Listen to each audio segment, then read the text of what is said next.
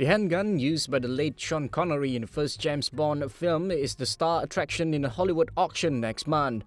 The semi-automatic Walther PP gun, which along with its smaller model, the PPK, became one of the filmed franchise's best-known images, is expected to fetch between $150,000 to $200,000 at Julian's auctions in Beverly Hills on December 6. The deactivated gun was used by Connery in Dr. No in 1962. Connery, who originated the James Bond role on screen, died on October 31st at age 90. Martin Nolan, executive director of Julian's auction, said the silhouette of 007 holding this gun would go on to become the James Bond franchise's most iconic image and one of the most recognizable pop culture references of all time. The pistols comes from the original movie from Emery supplier Baptiste in the UK, which sold it at auction in 2006. The handgun is the top item of some 500 lots Hollywood memorabilia that also includes the helmet that Tom Cruise wore in Top Gun and the first dress worn by former US First Lady Michelle Obama to come to auction. Torrential rain from tropical storm Aida caused dangerous flooding across Florida's most densely populated urban areas after it made landfall in the Florida Keys. Cars were stranded and entire neighborhoods were swamped as flash floods rose in areas where the water had no place to drain. The system's wide reach and heavy rain posed a serious threat across South Florida, an area already drenched from more than 14 inches of rain last month. Aida's center hit land late Sunday as it blew over Lower Metacomb, in the middle of the chain of small islands that formed the Florida Keys. It was moving into the Gulf of Mexico, near where the Everglades meet the sea, with maximum sustained winds of 65 miles per hour. Forecasters said it could be re-intensified into a minimal hurricane as it slowly moved up the southwest Gulf Coast, centered just far enough offshore to maintain its strength while dumping vast amounts of water across the lower third of the Florida peninsula. The spokesman for the president of the separatist government in Nagorno-Karabakh confirmed that Azerbaijani forces have taken control of a strategically key city and said they were nearing the region's capital. The statement on Facebook by Vagram Pogosyan came a day after Azerbaijani President Ilham Aliyev claimed his country's soldiers had taken Shushi. The seizure is the most significant military development in the fighting over the territory, which is within Azerbaijan but has been under the control of ethnic Armenian forces backed by Armenia since 1994. Shushi's position above the regional capital Stepanakert, which is about 10 kilometers to the north, gives strategic advantage to whomever holds it. The city also lies along the main road connecting Stepanakert with Armenia. Long lines of vehicles have jammed the road as Nagorno-Karabakh residents flee the fighting into Armenia. The first effective coronavirus vaccine can prevent more than 90% of people from getting COVID-19, a preliminary analysis shows.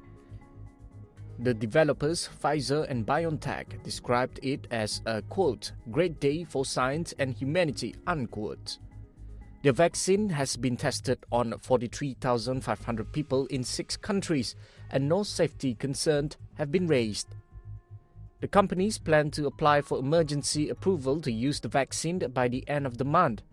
No vaccine has gone from the drawing board to being proven highly effective in such a short period of time. There are still huge challenges ahead, but the announcement has been warmly welcomed, with scientists describing themselves smiling ear to ear and some suggesting life could be back to normal by spring. Also, whenever a vaccine does arrive, initial supplies will be scarce and rationed, with priority likely to be given to healthcare workers and others on the front lines. Pfizer has estimated that 50 million doses of its 2-shot vaccine should be available globally by the end of 2020, which could cover 25 million people.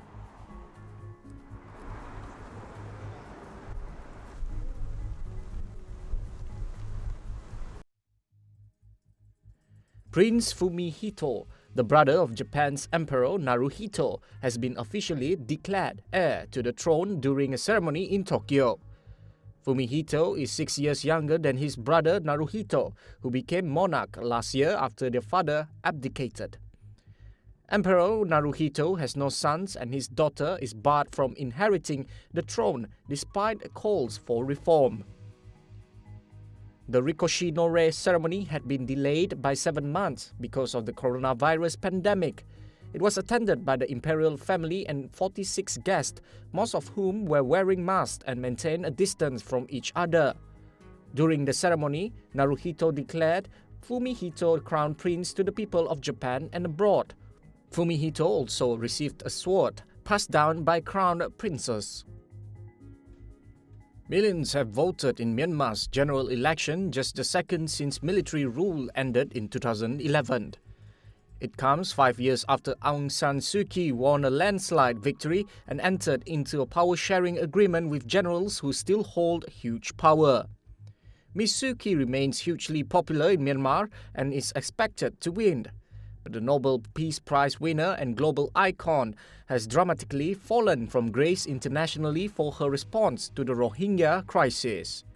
Hundreds of thousands of Muslim Rohingyas fled an army crackdown in 2017 in what the UN described as ethnic cleansing. The army in Myanmar said it was targeting militants. Ms. Suu Kyi, 75, cast her ballot last week when the country held advance voting for the elderly in a bid to protect them against the coronavirus. The main challenges to her National League for Democracy NLD party is the military-backed Union Solidarity and Development Party, which along with 23 other opposition parties had called for the vote to be postponed because of a surge in COVID-19 cases. Russian President Vladimir Putin won't congratulate President-elect Joe Biden until legal challenges to the US election are resolved and the result is official. Putin is one of a handful of world leaders who have not commented on Biden's victory, which was called by major news organizations on Saturday. But President Donald Trump's team has promised legal action in the coming days and refused to concede his loss, while alleging large-scale voter fraud, so far without proof.